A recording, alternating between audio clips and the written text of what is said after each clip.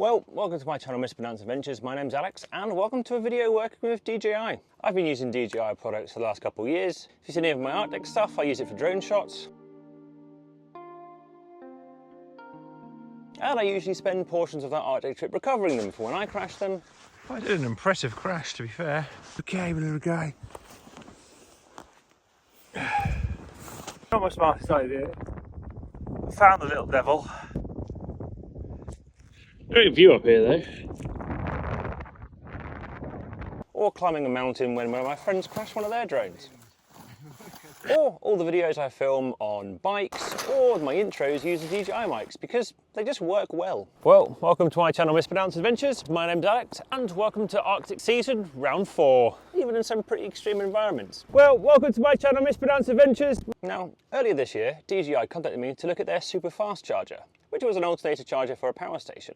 And in recent years, DJI have entered the power station market. And I looked at their DJI Power 1000 and the car charger for it. But overall, I thought it was a pretty good power station. It had the feel which DJI products have, but there were a few nuances with it. So fast forward to now, DJI recently contacted me to look at their new power station, the DJI Power 1000 V2. Although they specifically asked me to do a comparison video against another brand's power station, which for me didn't feel that honest. Looking at the specs, the DJI Power 1000 V2 actually beat the one they wanted me to compare it to, so it didn't seem very fair. Since the Power 1000 V2 is a 1 kilowatt power station, which I've mentioned in many of my videos is my favourite size of power station, and through YouTube I happen to have quite a few models, I asked, opposed to doing a one comparison video, could I do a group test against many of the other competitors' 1 kilowatt power stations and see what performs better in different areas? They agreed, so here we are. This video is going to be broken down into different categories, looking at the different specs and features of different 1 kilowatt hour power stations from a variety of companies.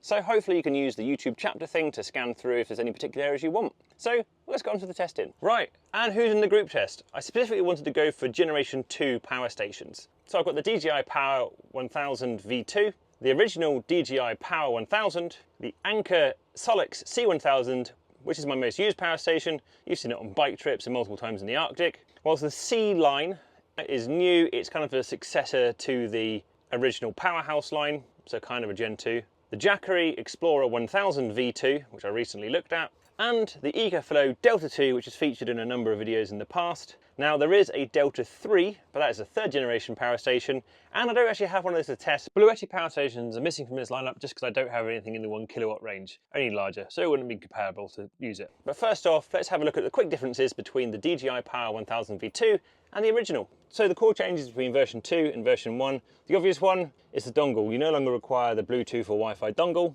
which means the unit can just connect to the app. You don't need to update it, which was a bit of a pain on the old one. You had to download some specific software onto your computer, plug the power station in via USB, and then update it with some software on the computer to even get the dongle to work, and then you can access the app. Inverter output and recharge speed have both been increased on the version 2, which we'll get on later in the group tests. But the unit is also heavier. That's because of its new internal design. Apparently it's 1 ton crush resistant. That's not something I'm going to test. The extra weight also probably comes from its new internal construction, one of it being a plotted inverter, which should make the unit a bit more robust for vibration-rich environments such as vehicles or travel, and hopefully keep dust and debris out of the circuitry. Some other minor changes are on the version 1. They've changed inside this plug socket and this switch to go from the slow to fast AC charging mode, labelling the watts, to now just a symbol showing fast or slow charging, and an extra plug which I can't find much information on. Also the option to permanently mount the AC in. Some other minor bits, the new version they've also got rid of the logo on the top versus the old, and the logo is now seems to be printed on opposed to moulded into part of the plastic. And on the back there's a few extra bolt holes for mounting which aren't present on the original. And same down the side of the unit versus the original. First off, let's get the easy ones out of the way. Obviously they're pretty reasonably similar form factors, apart from the Ecoflow, which is a different format. First off, the battery itself. There are some slight watt-hour differences. The DJI Power 1000 version 1 and version 2 are 1024 watt-hours. The Anker Solix C1000 is 1056 watt-hours. The Jackery Explorer 1000 V2 is 1070 watt-hours. And the Ecoflow Delta 2 is also 1024 watt-hours. Those small differences aren't necessarily that important. They're all trying to be a 1 kilowatt hour power station. The difference is just probably going to be the specific types of cell it uses. But they're all LiPo4 chemistry, so you are going to expect a pretty similar lifespan amongst them of a few thousand cycles. Next up, Weight. The DJI 1000 V2 comes in at the heaviest, and the Jackery Explorer 1000 V2 comes in at the lightest. Which is interesting given the Jackery has the most amount of storage, so I would have assumed it would have been the heaviest. But it also does have the smallest inverter, so maybe it saved weight there. The DJI V2 is also 1.2 kilos heavier than the original, but that could be from the new plotting and the internal construction. User interface. Screen user interfaces. Between the DJI Power 1000 1 and 2, identical, and more or less the same with the Anker, Jackery and the Ecoflow, all share the same information. What's going in and out, percentage of the battery remaining, time remaining to discharge or charge, Wi-Fi connectivity, and potentially a few other bits depending on the unit. As for app interfaces, the original DJI Power 1000 didn't have an app by default. You needed an extra, which then enabled it. On the new V2 version, at least that's standard. Both the DJI Powerstations allow you to use the same app and access them individually, and a few power management systems. The Anker one is one of the ones I've always had intermittent issues with. Sometimes I have been able to connect, other times I wasn't. At the time of filming, I wasn't able to connect. The Jackery one, just all the basic information, and the Ecoflow one, probably the most in-depth and involved app, but then again, Ecoflow does have the largest ecosystem, including air conditioners and many other different units. That's no surprise. Next up, USB ports. The DJI Power 1000 V2 and the original version easily win here. 2 times 140 watt USB-C and 2 times 24 watt USB-A. Probably followed by the Ecoflow Delta 2, which has more overall ports. 2 times 100 watts USB-C. Then the Anker Solix C1000 has a 100 watt and a 30 watt USB-C and 2 USB-A. And then the Jackery Explorer 1000 V2, which has a 100 watt and 30 watt USB-C and then 1 USB-A. DJI wins this round, but anything with a 100 watt USB-C is going to charge your laptops and charge power banks pretty quickly. Next up, 12 volt DC output. The DJI Power 1000 original and V2 lose here. They don't have any, although there is an asterisk because there is an optional accessory and uses one of the expansion ports to have access to it.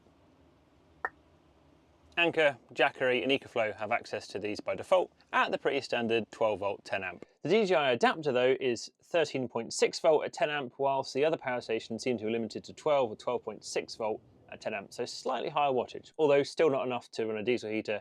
I tried. Not saying it can't run all, but I've tested many power stations and I find it generally inconsistent. Next up, solar charging. Power stations are well known for being able to charge by solar, and once again the DJI units lose here. By default they can't be charged by solar. Once again there is an asterisk. There are optional accessories. DJI sell a cable limited to 120 watt solar charging, or MPPT solar controller, which uses the expansion port, which is capped up to 400 watt, which allows up to 3 solar panels of 30 volt VOC, but it seems you can double them up to 800 watt. But if you need an even higher VOC for your solar panels, you can use the 1.8 kilowatt superfast charger, which I reviewed last time, to have 1200 watts of solar, and potentially even up to 1800 watts of solar if you've got an expansion battery as well. Now, I can't say DJI is a clear winner there. Straight out the box, the Anker is the highest power solar controller, but if you want to invest in solar energy as that's important for you for charging your power stations, then the DJI is the winner in that area. Next up on charging, native alternator charging. So in the last few years, power stations as a prime electrical system in camper vans has become more popular, and the ability to charge them fast via DC or the vehicle's alternator has become more important. Both DJI and Ecoflow both make specific alternator chargers for their power stations. Now, the specific advantage of native alternator charging made by both DJI and Ecoflow is they can directly communicate with the power stations that they're working with, which means they can be bi-directional, so you can have the alternator charging the power station, and when the vehicle's off, you can have the power station keeping the starter battery topped up, or even recharging it if it goes flat. As these units use a battery expansion port, they can leave the solar port still available to use solar charging. Honourable mention for alternator charging would be Bluetti's Charger 1, which acts as a sort of universal alternator charger by pretending to effectively be a solar panel and uses the solar port. Whilst it works universally with many power stations, depending on the limit of the solar port up to 560 watt, it doesn't have any of the bi-directionality or charging the starter battery options which the other ones do. Right then, all of the power stations here, apart from the DJIs, could be charged by the Bluetti Universal one, but the DJI doesn't have a solar port. As for dedicated alternator chargers, Ecoflow offer the 800 watt alternator charger and the 500 watt. DJI, on the other hand, offer the 1.8 kilowatt super fast charger, although technically only 650 watt is the DC to DC charger aspect. The rest is solar. DJI do also make the independent 1 kilowatt car charger, which would make it the most powerful powerful independent alternator charger of the group test. However, a 1000 watt load on an alternator is pretty big, so if you are going to go down that route, make sure that your alternator is up to handling that. Next up, low power 12 volt charging. Usually buy the 12 volt socket on your vehicle's dashboard and generally limited to 120 watt. Whilst it's slower, it's definitely the most convenient to do and doesn't require any additional equipment. The DJIs can't do it. Anker, Jackery and Ecoflow can all do it by their respective solar ports. Again, the DJIs need a special accessory and it's a 2-part cable, which takes up one of the battery expansion ports. And battery expansion ports leads me on to the next area, ecosystems. All these systems, apart from the Jackery, are expandable, all using their own sort of expansion port. For the DJI, it's solely the core unit, the battery, AC charging, inverter, and USB. Everything else like solar, vehicle charging, 12 volt out, and extra batteries, and more are extra modules. The Anker C1000 also has a battery expansion port for extra battery storage, and the Ecoflow is a bit more of an expanded ecosystem, has its extra battery storage, but also has its own alternator charger, and other things like its air conditioning Wave 2 unit, and more. And now one of the less cared about features, but one I actually like, lighting. Power stations have their use. I just think this is brilliant, and I've actually used it quite a lot. Only the Anker and the Jackery have it. Personally, I prefer the lighting on the Anker, which is more diffuse, softer and brighter, over the Jackery, which I find colder, harsher and more direct. This is a very minor point. Obviously, these are power stations. We've had access to USB, DC and AC powered lighting if you want it.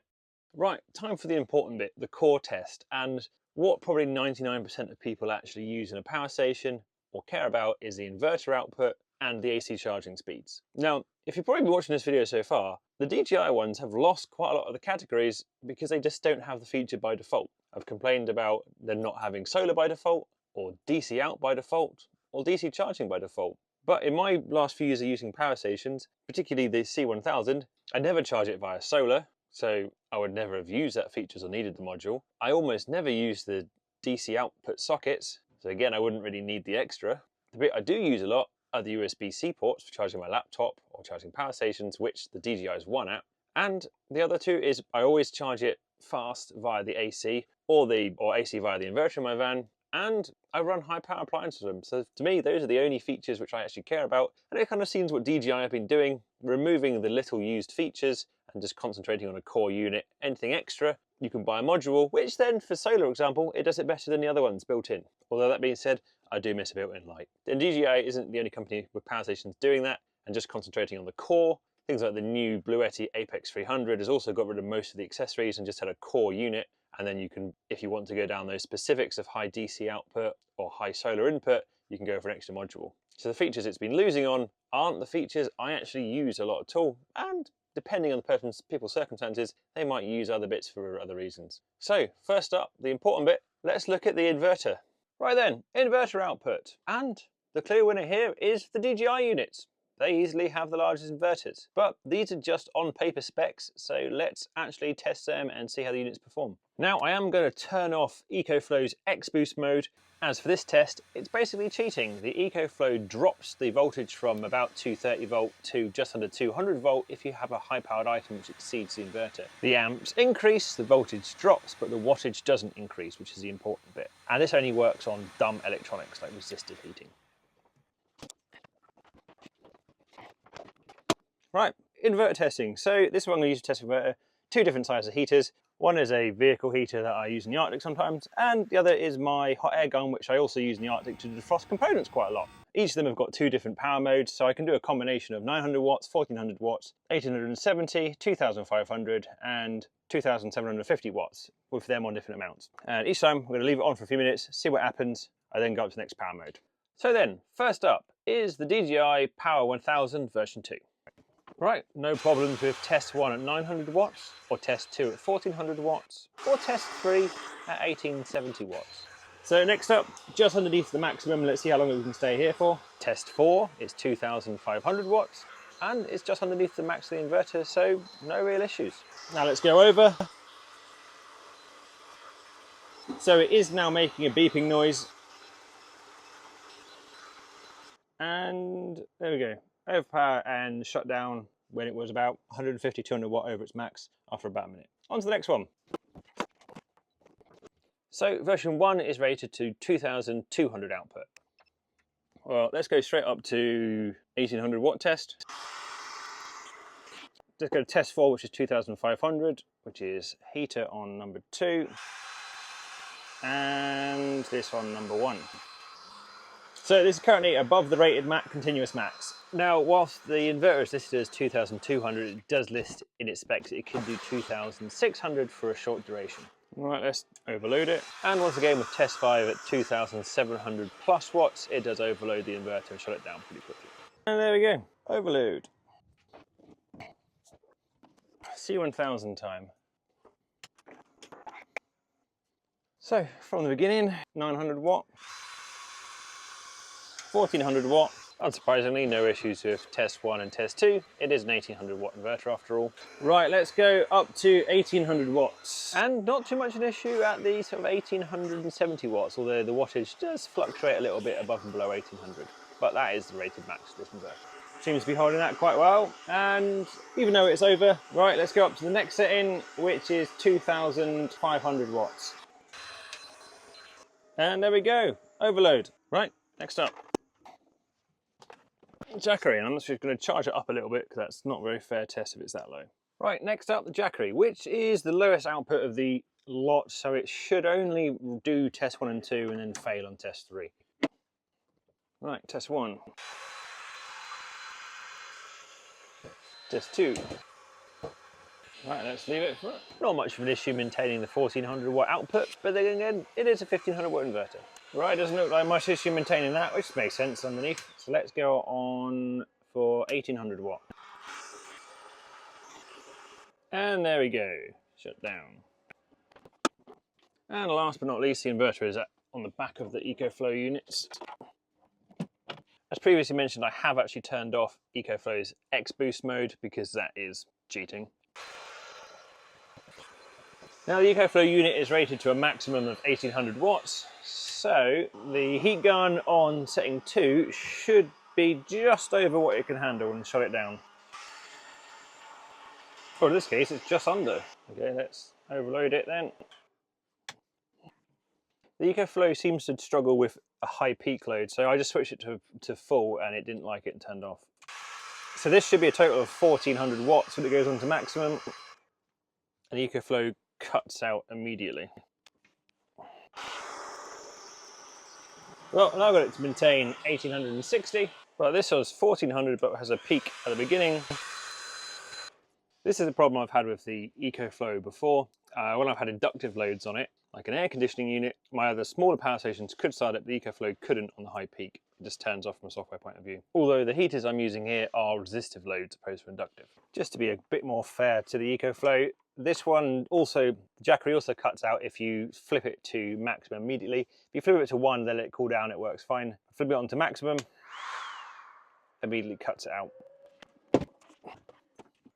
For the Anker, it seems it can happily absorb the big peak.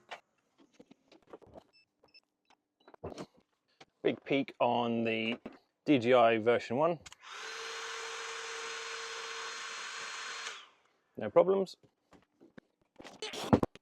And the big peak on version 2. I did notice with this little heater, when it was on setting 2, it was a maintained 1400 output, but just flicking straight on, it peaked around 2500. No problem at all. Next, the other most important area, and the one companies usually fight over being the best at, is AC charging speed. So here are the on-paper specs for 0 to 80% and 0 to 100%. The reason two of them is generally charging slows down in the last 20%.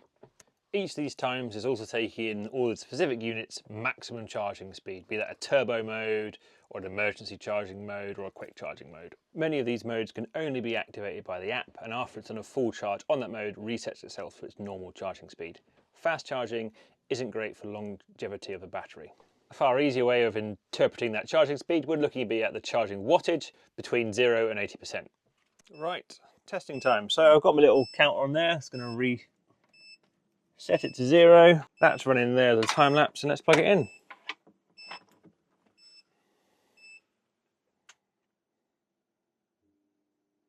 Well, since the DJI Power 1000 V2 was the fastest, I thought that would be the only one I really needed to test. I didn't see much point in testing the other ones because no company is going to claim it's slower than it actually is. It didn't quite work out how I intended, as you can see here and in a moment when we get to here, it drops from 1450 down to 265 and does it a third time as well, which means it reaches the 100% fully charged goal at 61 minutes, which is not the advertised 56. Am I particularly bothered by that? Not really. Looking at DJI's website, all of their statistics are based on laboratory testing at 25 degrees C, and it's actually ambiently a bit warmer than that today, and I'm testing it inside a vehicle. So I imagine each of the sections where it slows down is a thermal throttle, and I added up the time of all of those thermal throttle modes, and it was about 8 minutes 19 of lost potential. And if it hadn't thermal throttled, it would have met or exceeded the target. I've seen thermal throttling before on my other ones, so I'm not surprised. One of the more obscure points is apparently the altitude ceiling for this unit has been increased to 5,000 meters opposed to its predecessor, which was 3,000, and I couldn't find any altitude limits for the others. As someone who worked in the Nepali Himalayas coordinating helicopter rescues in the Kumbh Valley for the Everest Base Camp trek, or climbed Indian Himalayan peaks up to 6,000 meters with smaller power banks in my backpack, I'm not entirely sure what the limiting factor is here. Drone charging. Unsurprisingly, DJI Powerstations have the ability to super fast charge their DJI drones. After all, it is also part of their brand. The drone charging specifically uses as a battery expansion port. The other units, on the other hand, you could charge via USB-C or the other charging peripherals. Well, that's it. The end of the video and the end of the group test. So this video was working with DJI, and the DJI Power 1000 V2, they've taken away a lot of the features which I don't use for solar, the DC out or DC in charging. My main features are inverters, powerful USBs, and fast AC charging. And for me, in all those features, it won. It had the most powerful inverter, the fastest charging, and the best USB ports. If you want any of the lesser used bits, then you can buy the optional modules. And it's been a great upgrade, and now including by default access to the app and no dongle required. So thanks for joining me. If you want to find more information about the Power 1000 and DJI's other power stations, check out the links in the description below. If you want to see any of my other tech reviews, check out some of the rest of the videos on the channel, or some of the Arctic stuff I've alluded to as well. But that's it. Thanks for joining me, and I'll see you next time. Cheers. Bye.